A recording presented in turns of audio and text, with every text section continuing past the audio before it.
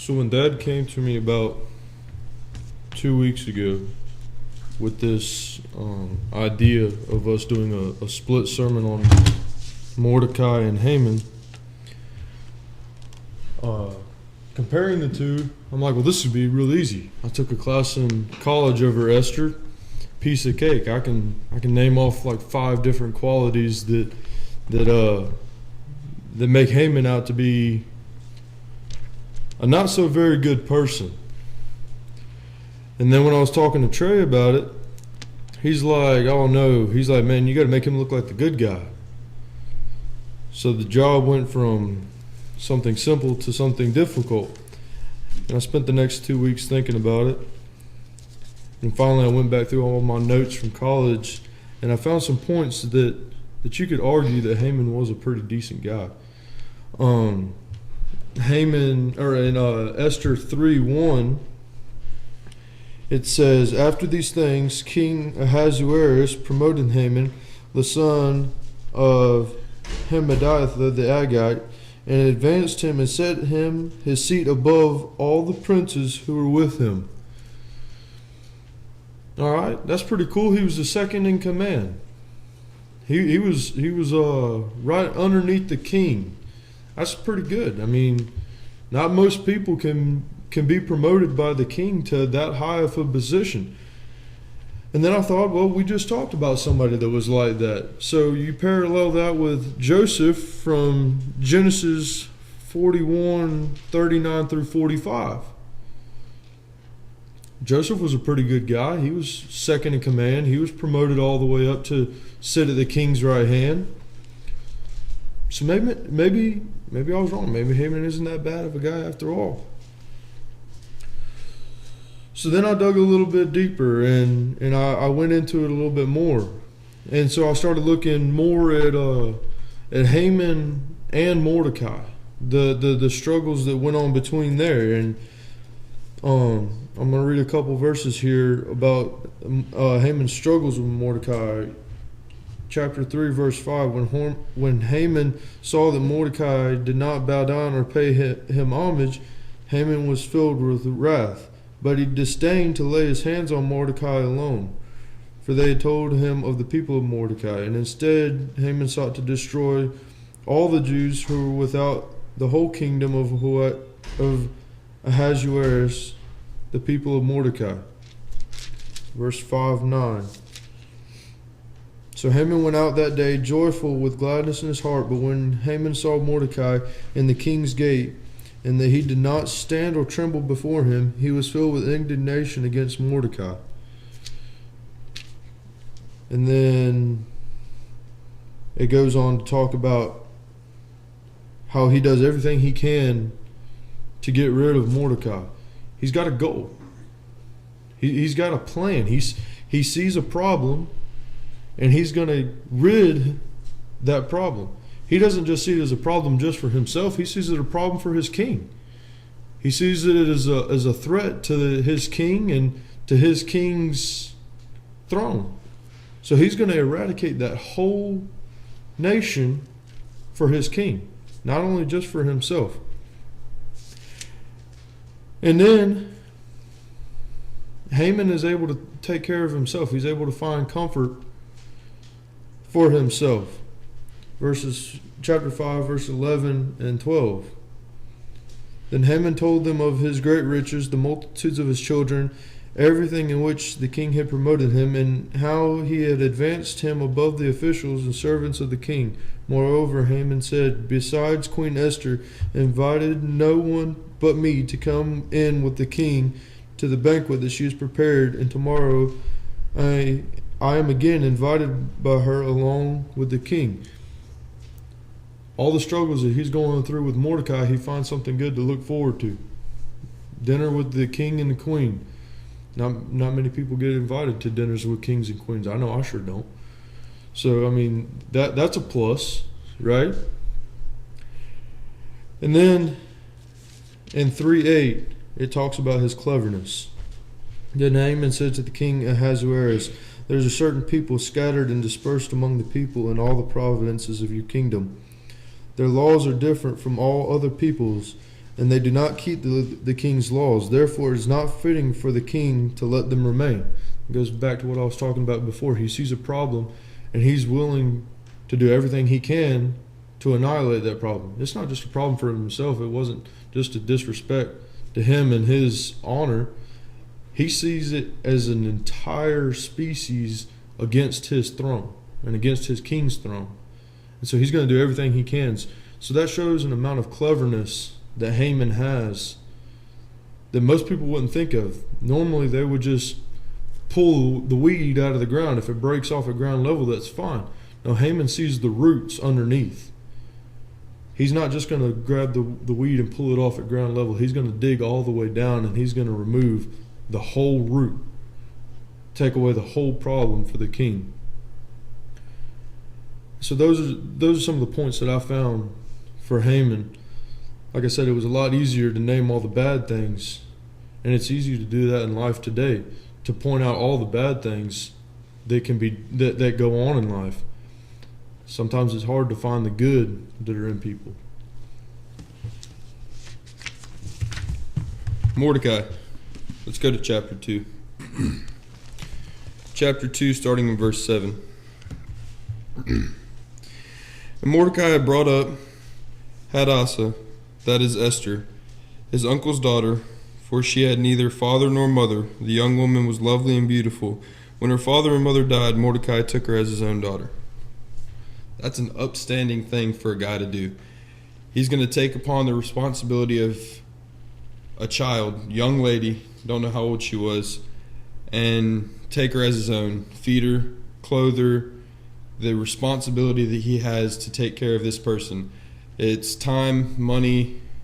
He has to work more. It's just way more responsibility that he's going to have to take on for this one simple act that he did. That's not so simple.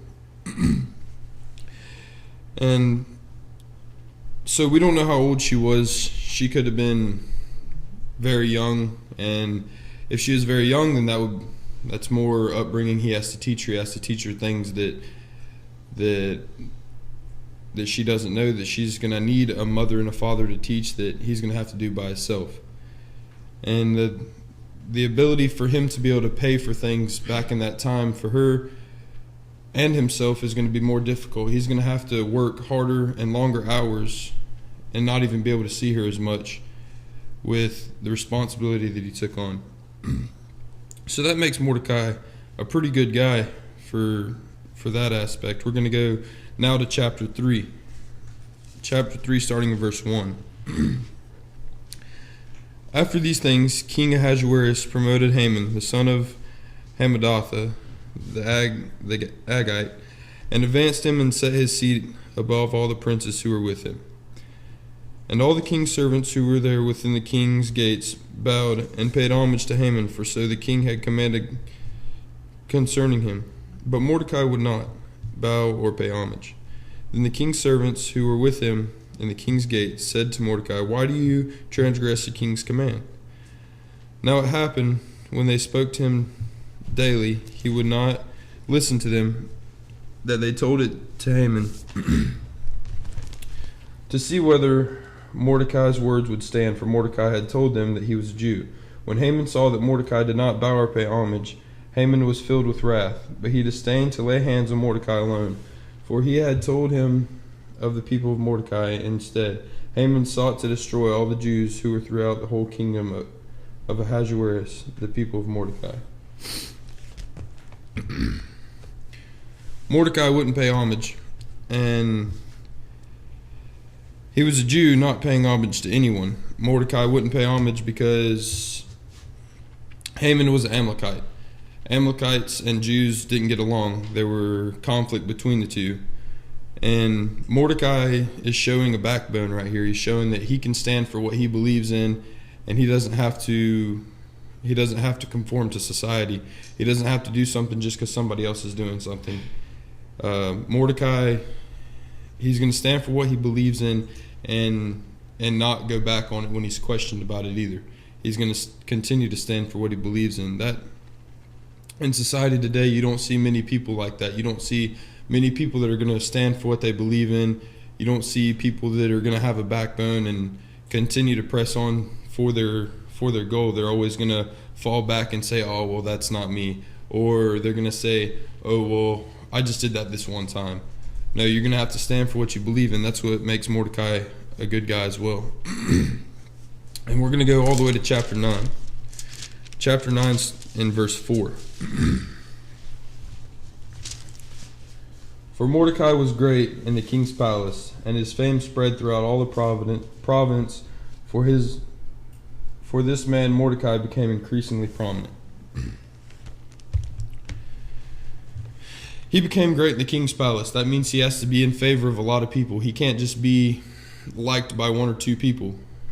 Mordecai, his fame was spreading, and it's not spreading by the internet, so it's not rapid. They didn't have internet back in this time. Mordecai is not being promoted on the newspaper. He's not being promoted on Facebook. He's not being promoted on this. He's by word of mouth. Mordecai's increasing in favor in many people by word of mouth. So it's going to take time to travel along. So this process for Mordecai to become more prominent and become great in the king's palace is going to take time. He's going to have to work at it. He's going to have to put in effort that some people might not put into it. And it shows popularity. It shows that he's likable, that he's favored by people, and he can have positive responses from people. He's not going to become great in the king's palace by not having positive impact on people's lives, not having positive impact in people's thoughts and ideas. That also makes Mordecai a pretty good person. We're going to stay in chapter 9 and go to verse 18. Verse 18 through 23. But the Jews who were at Shushan assembled together on the 13th day, as well as on the 14th. And on the 14th of the month they rested and made it a day of feasting and gladness. Therefore the Jews of the villages who dwelt in the unwalled towns celebrated the 14th day of the month of Adar with gladness and feasting, as a holiday for sending presents to one another. And Mordecai wrote these things and sent letters to all the Jews near and far who were in all the province of King Ahasuerus, to establish among them that they should celebrate yearly in 14th and 15th days of the month of Adar, as the days on which the Jews had rest from their enemies, as the month which was turned from sorrow to joy for them, and from mourning to a holiday, that they should make them days of feasting and joy, of sending presents to one another and gifts to the poor. So the Jews accepted the custom to which they had begun, and Mordecai had written to them. This also goes back to this point that I just made about being likable. He put in place some customs that the people were going to follow. He wrote these letters, and for people to even consider the letters that he wrote, people had to know Mordecai. People had to understand who he was and what he stood for. It shows leadership on Mordecai's part to be able to sit down and write these letters. He didn't have a copy machine to be able to photocopy and send mass production out. Mordecai had to put time and effort into this. He got people, the Jews, to come together and believe, to do something they all believed in, to come together as one. Mordecai had the leadership and the controllability to do that with people because he was likable. That makes Mordecai a pretty good person. So we're going to go to chapter 10, all three verses of chapter 10. Most lengthy reading we're going to have today. The whole chapter. And King Ahasuerus imposed tribute on the land and on the islands of the sea. Now all the acts of his power and his might, and the account of his greatness of Mordecai, to which the king advanced him, are they not written in the book of Chronicles for the kings of Media and Persia? For Mordecai the Jew was second to the king Ahasuerus, and was great among the Jews, and well received by the multitude of his brethren, seeking the good of his people, and speaking peace to all his countrymen. Mordecai, a Jew, was second in command to the king. Verse 3 especially. He was great among the Jews and well received by the multitude of his brethren. He's well received by people. If if you're not a good person, you're not going to be well received by anyone. You're not going to be likable. You're not going to have anybody that's going to stand with you if you're not a good person. And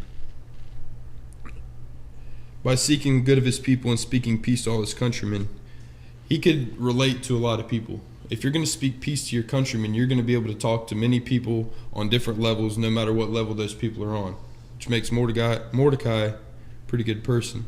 Mordecai, all around, by taking on the responsibility of a young child, young lady, to standing up for what he believes in, to becoming more prominent in the king's palace, to making customs, and then finally to be second in command to the king. He worked his way up from basically the bottom. He took care of what he believed in, and in my opinion, Mordecai was a pretty good guy. Like Richard said, he jumped in with both feet whenever we first talked about this and didn't realize what he was getting into with, I have to make Haman my champion.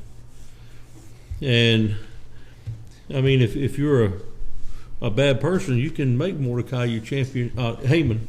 You can make Haman your champion real quick, because there's a lot of bad things you can say about Haman, and you can build him up, and he can be a very easily seen as a really bad guy. And then whenever he realized what was going on, he's like, wow, this is going to be tough. And I said, yeah, it's going to be tough to build Haman up and make him your champion whenever you're trying to do good and you want to be a good person. But he went through and he pulled out some very valid points about Haman. And loyalty was one of the things that he talked about with Haman. He was very loyal to the king. He wanted the king to prosper. He wanted the king to be good, but I think in the back of his mind, he was not only, if the king prospers, I'm going to prosper, and I'm going to be good, and I'm going to have these things. And it just, hey, look at all these people looking at me and being that. So he let his power that he had and his influence that he had kind of take control of his life. He doesn't show a whole lot of humility in his life with the thing that he was doing. So the champions have been presented. The very best of both men that could be talked about of Haman was brought forth. Joshua brought forth several points. There are more points about Mordecai, but Joshua brought forth several points about Mordecai that was good. And looking at the two men, once again, you look back and you say, well, no matter how much evil there is in somebody, is it going to be good to teach them and talk to them, to try to teach them with their evil points? Or are we going to have to try to look for some good points to be able to start talking to people and to express God's love for them? And that's what you could have done with Haman. You could have started with loyalty. Look how loyal you are in certain situations. How much better would it be if you were loyal to God and use the good points that somebody has to teach them about God? And like I said, he had these points that were there, but evil took over. And evil was who he was, and it was just part of that was his downfall. Mordecai, in his humility, used it to benefit himself, but it wasn't just to benefit himself, it was to the glory of God that he was doing these things. The things that he was doing was to benefit God's people. It was to help God's people. He wanted God's people to benefit from the things that he was doing. Whenever he talked to Esther, and he had Esther go in front of the king and told her about what was going on, and Esther was like, but he can kill me. He can kill me if I go in and I present myself to the king. If he doesn't stretch out the scepter and he doesn't accept me, then I am dead. And Mordecai made a point to her and said, this might be the very reason you're in the position that you are. You never know. If the king kills you, so be it. But you are in the position you are. Move forward and help your people if you're able. So he used these things, his power, his influence, his the raising of Esther, you can see his personality moved over into Esther with him trying to do good. And it moved into Esther with her trying to do good also. So with these things, if we look at the end of chapter 2, Mordecai reveals the plot to the king. And in those days, while Mordecai was sitting at the king's gate, Bigthan and Teresh, two of the king's officials from those who guarded the door, became angry and sought to lay hands on King Ahasuerus. And the plot became known to Mordecai, and he told Queen Esther, and Esther informed the king in Mordecai's name. And when the plot was investigated and found to be so, they were both hanged on the gallows, and it was written in the book of the Chronicles in the king's presence. Mordecai wanted the king to benefit. Mordecai, this was an enemy king that had been part of their enemy, but the remnant had gone back to Jerusalem. Part of the remnant had gone back to Jerusalem, and these were left. These were left in the land. And so they were there. They were part that was still left in the land after captivity that they had been carried into. So he was still really an enemy king, because he was not God's king. He was not the king. He was not somebody that God had set in place to rule the Jewish people. So he was not God, but yet he was still benefiting the king. He was trying to do good for the situation. And as we are told, in the situation we're in, whatever situation you find yourself in, be comfortable. Be part of that situation. Do what you can to be content with your life and the things you're in. And that's what Mordecai is doing. Well, Haman was also for the king, because if you keep reading in the first part of chapter 3, the promotion of Haman, he's there to benefit the king also. He's working. So he's there and he's part of it. And let's see what we can do to benefit the king.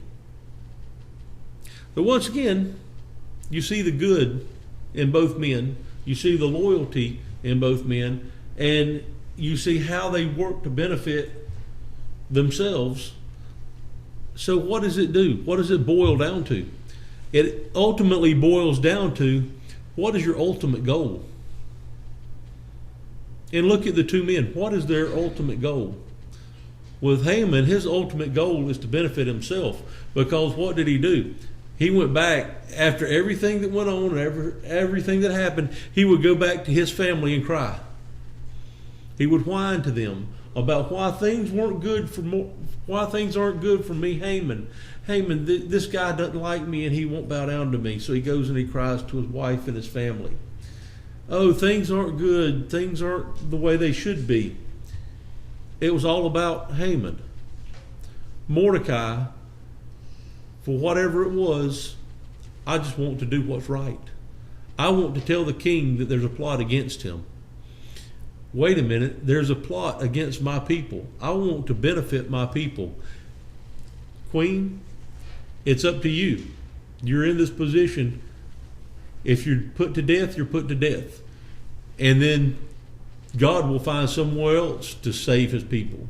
But if you are in this power and you are in this position, use your power. Use what you can do to benefit God. And that's what happened. So as we look for champions in our lives, we need to look for the ultimate outcome and the ultimate goal of what the champion is working for. You need to look into your life and see what and why you're working for what you're working for. Are you working for it so people will look back and stand back and say, hey, look at this person. Look how good they are. Look at what they're doing. Or is it more of the spreading of Mordecai, like Joshua talked about, around the whole kingdom? And you think about, oh, kingdom, Florida. Doesn't take too long to get around Florida to express how good someone is. If you read the first part of chapter 1, how big was Ahasuerus' kingdom? It stretched from India to Ethiopia. Huge. And they sent these letters out twice on horseback. They had to ride long distances. They had a long way to carry these letters. And the letters to kill the Jews In the 12th month, we're a long way ahead to get to India by the time Mordecai sent his letters out for the Jews to protect themselves. And so there was a lot of God's hand in the protection of the Jews from Mordecai and his stance. Look at yourselves. Look at the way you live your life. Pick your champions wisely, and pick your champions for the right reasons. And then begin to emulate your champions for the right reasons. And the best way to do that is to measure your champions by God's word. How does God want this champion to work? How do they work? And how am I going to emulate this champion with my life? And that measurement is through God's word. That is the only way that we can do it and know that we're on the right side, and to know the right champion is to measure them through God's word and to measure ourselves through God's word.